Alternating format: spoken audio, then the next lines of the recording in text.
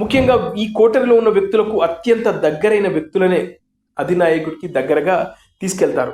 ఒక పేరున్న నాయకుడు అధినాయకుడిని కలవడానికి వచ్చినప్పుడు వీళ్ళు కలవకుండా చేస్తారు. కోటరీ నాయకుడిని కంట్రోల్ చేస్తే అది శాపం.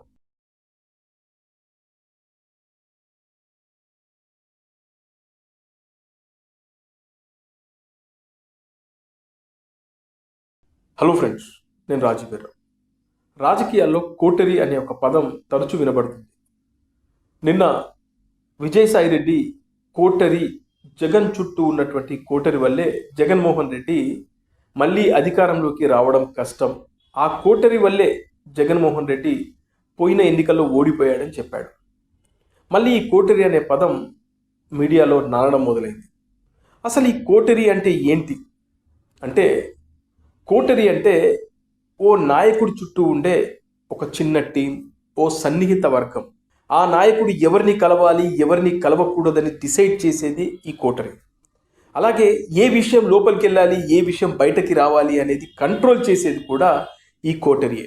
సాధారణంగా ఈ కోటరీ పాత్ర ఎలా ఉంటుంది, ఈ కోటరీలో ఎవరుంటారు అంటే, ఆ రాజకీయ నాయకుడికి సంబంధించినటువంటి, ముఖ్యంగా అధినాయకుడికి సంబంధించినటువంటి సన్నిహితంగా ఉండే మిత్రులు లేదా బంధువులు లేదా మీడియా లింక్స్ ఉన్నవాళ్ళు లేదా ఆ రాజకీయ నాయకుడితో వ్యాపార లావాదేవీలు ఉన్న వాళ్ళు ఈ కోటరీలో ముఖ్య సభ్యులుగా ఉంటారు. అలా అత్యంత సన్నిహితులైనటువంటి 4-5 మాత్రమే ఈ కోటరీలో ఉంటారు. వీళ్ళ మాటే ఆ నాయకుడికి ఫైనల్ ఫీడ్బ్యాక్. అయితే ఈ కోటరీ అనే దానిపైన నెగిటివ్గా ఎందుకు జనాలకు వెళ్ళింది అంటే, ఈ కోటరీలో ఉండేటువంటి ఆ 4-5 ఆ అధినాయకుడికి గ్రౌండ్ రియాలిటీ తెలియకుండా చేస్తారు. ఉదాహరణకి కొంతమంది కార్యకర్తలు కానీ నాయకులు కానీ ఆ అధినాయకుడిని కలవాలన్నా కలవనీయకుండా చేసేది వీళ్ళే. ఒకవేళ అధినాయకుడికి తెలిసిన అతన్ని బ్లఫ్ చేస్తారు. ఉదాహరణకి ఆ అధినాయకుడిని కలవడానికి కొంతమంది కార్యకర్తలు కానీ నాయకులు కానీ వచ్చారనుకుందాం. వచ్చిన విషయం ఆ అధినాయకుడికి తెలుస్తుంది. తెలిసినప్పుడు ఈ కోటరీలో ఉన్న వ్యక్తులు ఏం చెప్తారంటే, వాళ్ళు పలానా పని కోసం వచ్చారు, పలానా అప్లికేషన్ మీద వచ్చారు, లేదంటే పలానా రికమెండేషన్ కోసం వచ్చారు అని చెప్పి ఆయనకు ఓ అబద్ధాన్ని చేరవేస్తారు. ముఖ్యంగా కోటరీలో ఉన్నటువంటి ఆ 4-5 మాట ఒక్కటే అయి ఉంటుంది. ఏది చెప్పినా కూడబలుకొని చెప్తారు. అలా ఆ అధినాయకుడికి వాస్తవాల కన్నా వాళ్ళు ఎక్కువగా రాంగ్ ఇన్ఫర్మేషన్ పంపిస్తుంటారు. అలా నాయకులు కానీ కార్యకర్తలు వచ్చినప్పుడు వాళ్ళని లోపల్లోకి రానివ్వకుండా చేసేది ఈ కోటరీలో ఉన్నటువంటి వ్యక్తులే.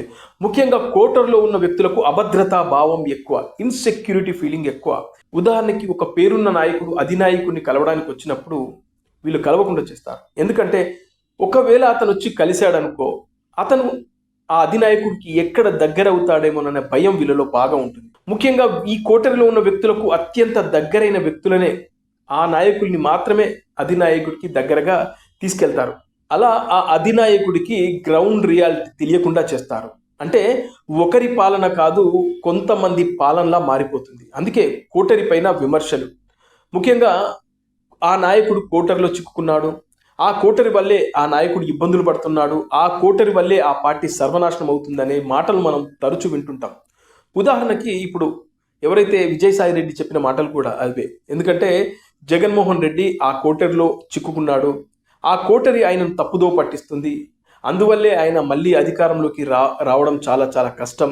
ఆ కోటరీలో ఉన్న వ్యక్తులు ఈ కూటమిని విడగొట్టాలంటే ఆ కోటరీలో ఉన్న వ్యక్తులకు వ్యూహాలకు పనిచెప్పేంత సీన్ లేదు అని చెప్పేసి విజయసాయిరెడ్డి మాట్లాడారు. ముఖ్యంగా మనం చూస్తే ఆంధ్రప్రదేశ్లోని రాజకీయ పార్టీలైనా, తెలంగాణలోని రాజకీయ పార్టీలైనా, దేశంలో ఇవాళ అధికారంలో ఉన్నటువంటి బీజేపీ అయినా కూడా, బీజేపీ అధినాయకులు కూడా, ఉదాహరణకి మోడీ గారి చుట్టూ కూడా ఒక కోటరీ ఉంటుంది. అమిత్ షా గారు, రాజ్నాథ్ సింగ్, నితిన్ గడ్కరీ, ఇలా కొంతమంది ఆయన చుట్టూ ఉంటారు. అయితే ఇక్కడ విషయం ఏంటంటే, అధినాయకుడు కూడా వెనకాల ఏం జరుగుతుంది, ఈ కోటరీలో ఉన్నటువంటి ఆ 4-5 నాకు రైట్ ఫీడ్బ్యాక్ ఇస్తున్నారా, లేకుంటే నన్ను రాంగ్ రూట్లోకి తీసుకెళ్తున్నారా అనే విషయం అధినాయకుడికి బాగా తెలిసి ఉండాలి. అలా నరేంద్ర మోడీ గారికి బాగా తెలుసు. అంటే ఈ కోటరీలో ఉన్న వ్యక్తులు ఎవరైతే నాకు కరెక్ట్గా చెప్తున్నారా లేదా అనేది ఆయన క్రాస్ చెక్ చేసుకునే వ్యక్తి కాబట్టి, అందుకే ఇన్ని సంవత్సరాలు ఆయన అధికారంలో ఉన్నా, లేదంటే ఆయన మంచి పనులు చేసుకుంటూ పోతున్నా, కోటరీలో ఉన్న వ్యక్తులు రైట్ పొజిషన్లో ఉన్నారు కాబట్టే ఇవాళ కేంద్రంలో నరేంద్ర మోడీ గారు 3 సార్లు ఆయన ప్రధానమంత్రి అయ్యారు. అంతకుముందు గుజరాత్లో కూడా ఆయన వరుసగా 3 సార్లు ముఖ్యమంత్రి అయ్యారు. కేవలం ఆయన కోటర్లో ఉన్న వ్యక్తులు ఆయనను రైట్ రూట్లోకి తీసుకెళ్లారు కాబట్టి. అలా మన ఆంధ్రప్రదేశ్ విషయానికి వచ్చినా, తెలంగాణ విషయానికి వచ్చినా కూడా కొంతమంది అధినాయకుడు చుట్టూ ఉన్నటువంటి కొంతమంది కోటరి వల్లే కొన్ని పార్టీలు సర్వనాశనం అయిపోయిన దాఖలాలు ఉన్నాయి. ఉదాహరణకి నేను ప్రజారాజ్యం పార్టీ గురించి చెప్తా. ప్రజారాజ్యం పార్టీ టైంలో చిరంజీవి గారి చుట్టూ ఒక కోటరి ఉండేది. ఆ కోటరి చిరంజీవి గారికి గ్రౌండ్ రియాలిటీ తెలిసేలా చేయలేదు. అంటే ఏం జరుగుతుంది పార్టీలో, ఏం జరుగుతుంది. ఉదాహరణకి పరకాల ప్రభాకర్ అనే వ్యక్తి వచ్చి ఒక ప్రెస్ మీట్ పెట్టి ఈ పార్టీకి సంబంధించినటువంటి టికెట్లు అమ్ముకుంటున్నారు చిరంజీవి గారని చిరంజీవి గారి పైన నిందేసి పోయేంత వరకు కూడా చిరంజీవి గారికి తెలియలేదంటే మీరు అర్థం చేసుకోండి ఆ కోటర్లో ఉన్న వ్యక్తులు ఎలా ఉన్నారు. ముఖ్యంగా కోటర్లో ఉన్న వ్యక్తులు అధినాయకుడి కన్నా వాళ్ళు లాభపడాలని చూస్తారు. ఎంతసేపు వాళ్ళ ఆలోచన అదే. ఈ అధినాయకుడికి ఏ విధంగా దగ్గర అవుతారో తెలియదు. కానీ ఇందులో నేను చెప్పినట్టు ఇప్పుడు మీడియాతో లింక్స్ ఉన్న వాళ్ళు ఉంటారు, వ్యాపార లావాదేవీలు ఉన్న వాళ్ళు ఉంటారు, అత్యంత సన్నిహితంగా ఉండే వాళ్ళు ఉంటారు. మొదటి నుంచి ఆయనతో స్నేహం చేసిన వాళ్ళని మాత్రమే ఈ కోటర్లో పెట్టుకుంటారు. అయితే ఈ కోటర్లో ఉన్న వ్యక్తులు ఆ అధినాయకుడు ఇంకా బాగా డెవలప్ అవ్వాలి, ఆయన మంచి పొజిషన్లోకి వెళ్ళాలని ఆలోచన పక్కన పెడితే మేము లాభపడాలి, మేము 4-5 గట్టిగా లాభపడాలనే ఆలోచన ఈ కోటర్లో ఉన్న వ్యక్తులకు బాగా ఉంటుంది. 90% పీపుల్స్ ఓ అధినాయకుడు చుట్టూ ఇలాగే ఉంటారు. అలా ఆ రోజున ప్రజారాజ్యం పార్టీలో చిరంజీవి గారికి తెలియకుండా చాలా విషయాలు దాటవేశారు.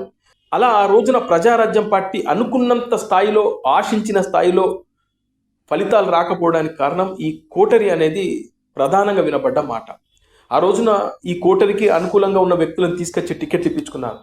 అంటే గెలిచే వ్యక్తులకు కాకుండా వీళ్ళకు అనుకూలంగా ఉండే వ్యక్తులకు టిక్కెట్లు ఇచ్చుకోవడం ద్వారానే కొన్ని సీట్లు దారుణంగా ఓడిపోయాయి. అలా ఆ రోజున ప్రజారాజ్యం పార్టీ పోవడానికి చిరంజీవి గారికి చాలా విషయాలు తెలియకపోవడానికి కారణం కోటరి. కానీ ఆ కోటరిలో ఉన్న వ్యక్తులందరూ లాభపడ్డారు. ముఖ్యంగా మీడియాతో లింక్స్ ఉండేవాళ్ళు, పిఆర్గా పనిచేసిన వాళ్ళు ఈ రోజున ఆ కోటరిలో పిఆర్గా పనిచేసిన వాళ్ళు ఈ రోజున ఎమ్మెల్సీ అయ్యారు. ఈ రోజున అంటే పోయిన గవర్నమెంట్లో మంత్రి కూడా అయ్యారు. అంటే చిరంజీవి గారి పుణ్యాన ఎమ్మెల్సీలు, మంత్రులైన వాళ్ళు కూడా ఉన్నారు. అలా ఆ రోజున అది జరిగిపోయింది. ఇప్పుడు ప్రస్తుతం ఆంధ్రప్రదేశ్లో కోటరీలను ఎప్పటికప్పుడు మార్చే వ్యక్తి చంద్రబాబు నాయుడు గారు ఒక్కరే. ఆయన ఏదైనా ఉంటే ఇప్పుడు నాలుగు గోడల మధ్యన ఒక సంభాషణ ఉంటే ఆ నలుగురితో, వాళ్ళ కోటరీలో ఉన్న వ్యక్తులతో మాట్లాడతాడు. ఆ తర్వాత ఆయనే బయటకు వచ్చి ఆ విషయాన్ని బయట ఉన్న వ్యక్తులకు చెప్తాడు. కానీ కొంతమంది అలా కాదు. ఈ ఎవరైతే ఈ అధినాయకుడు ఉంటాడో ఆయనే ఆ నలుగురు వ్యక్తులతో మాట్లాడతాడు. బయటకు ఏదైతే మెసేజ్ వెళ్ళాలో వాళ్ళ ద్వారా పంపిస్తారు. కానీ ఆ కోటర్లో ఉన్న వ్యక్తులు బయటకు వచ్చిన తర్వాత వేరే మెసేజ్ పంపిస్తుంటారు. కానీ చంద్రబాబు నాయుడు గారు అలా కాదు. చంద్రబాబు నాయుడు గారే లోపల ఏం జరిగిందో అదే విషయాన్ని ఆయన నోటి ద్వారా బయటకు వస్తుంది. జగన్మోహన్ రెడ్డి విషయం అట్లా కాదు. జగన్మోహన్ రెడ్డి నేను ఇందాక సెకండ్ టైప్, ఏదైనా ఉంటే ఆ కోటర్లో ఉన్న వ్యక్తులతో మాట్లాడతారు. ఆ కోటర్లోని వ్యక్తులే బయటకు వచ్చి చెప్తారు. అలా మిస్ఫైర్ అవుతూ ఉంటాయి. అలా కొంతమంది ఆంధ్రప్రదేశ్కి సంబంధించినటువంటి రాజకీయ నాయకులు ఉన్నారు. కేసీఆర్ గారు కూడా చంద్రబాబు నాయుడు గారు లాగా. కేసీఆర్ గారు కూడా అతి కొద్ది మంది ఆయన చుట్టూ ఉండే 3-4 వాళ్ళతోనే డిస్కషన్ చేస్తారు. ఏది ఉన్నా కూడా ఆ మెసేజ్ బయటకు వెళ్ళిందా లేదా క్రాస్ చెక్ చేసుకుంటాడు. కాబట్టే ఆయన అంత బలంగా ఇవాళ అధికారంలో లేకపోయినా కూడా బీఆర్ఎస్ పార్టీ చాలా అద్భుతమైన సీట్లు గెలుచుకుంది. అలా కేసీఆర్ గారు బలమైన నాయకుడిగా ఉండడానికి కారణం, బలంగా నిలబడడానికి కారణం కోటర్ని నమ్ముకోకపోవడమే. చంద్రబాబు నాయుడు గారు కూడా అలాగే కోటర్ని నమ్ముకోడు. ఈ కోటర్ ఎలా ఉంది, వీళ్ళు కరెక్ట్గానే ఉన్నారా లేదా, అందుకే ఆయన ఎప్పటికప్పుడు మారుస్తూ ఉంటాడు. కానీ ఇప్పుడు కొన్ని పార్టీలు ఉంటాయి, మన పేర్లు అవసరం లేదు, కొన్ని పార్టీలు ఉంటాయి. ఈ పార్టీల్లో ఆయన చుట్టూన్నటువంటి కోటరి ఆ అధినాయకుడికి, ఆ యువ అధినాయకుడికి చాలా విషయాలు బయటకు తెలియకుండా చేస్తారు. చాలామంది కార్యకర్తలు పార్టీ ఆఫీస్కి వస్తారు ఆయన్ని కలవడానికి, ఆయనకి ఏదో మెసేజ్ చెప్పడానికి. ఆయా నియోజకవర్గాల్లో జరుగుతున్న కొన్ని ఎక్స్క్లూజివ్ విషయాలు పార్టీ అధినాయకుడితో పంచుకోవడానికి వస్తారు.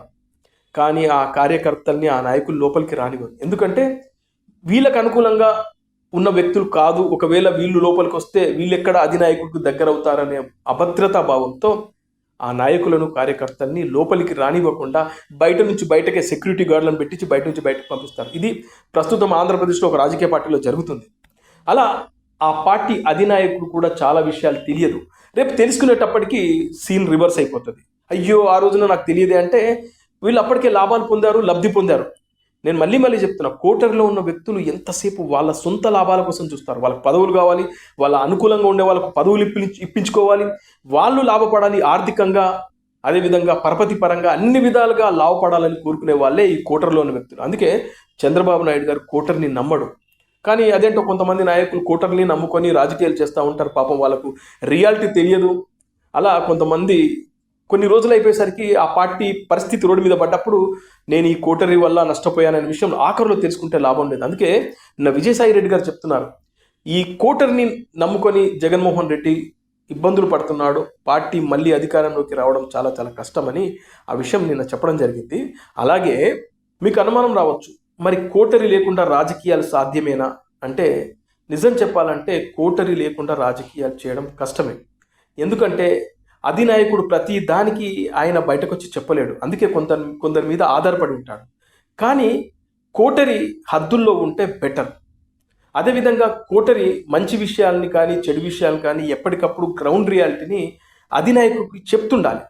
కానీ కొన్ని విషయాలు దాచిపెట్టి, కొన్ని విషయాలు అంటే ఆయనకు తెలియకుండా చేసి ఆయనను బ్లఫ్ చేస్తారు చూడు, అక్కడే ఆ కోటరీ వల్ల నష్టం జరుగుతుంది. అయితే కొందరు మంచి నాయకులు ఏం చేస్తారంటే కోటరీ చెప్పింది వింటారు, కానీ ఫైనల్గా వాళ్ళ నిర్ణయం ఏంటో వాళ్ళు బయటకు చెప్తారు. అదేవిధంగా కోటరీని పూర్తిగా వాళ్ళు నమ్ముకోరు. వాళ్ళు క్యాడర్తో రెగ్యులర్గా టచ్లో ఉంటారు, 1-to-1 టచ్లో ఉంటారు. అదేవిధంగా ప్రజల నుంచి వచ్చే ఫీడ్బ్యాక్ని వాళ్ళు వ్యక్తిగతంగా వాళ్ళు సేకరిస్తారు. కాబట్టి కొంతమంది ట్రూ లీడర్గా ఎదుగుతూ ఉంటారు. ఫైనల్గా కోటరీ నాయకుడిని కాపాడితే వరం, కోటరీ నాయకుడిని కంట్రోల్ చేస్తే అది శాపం. ఇది సంగతి.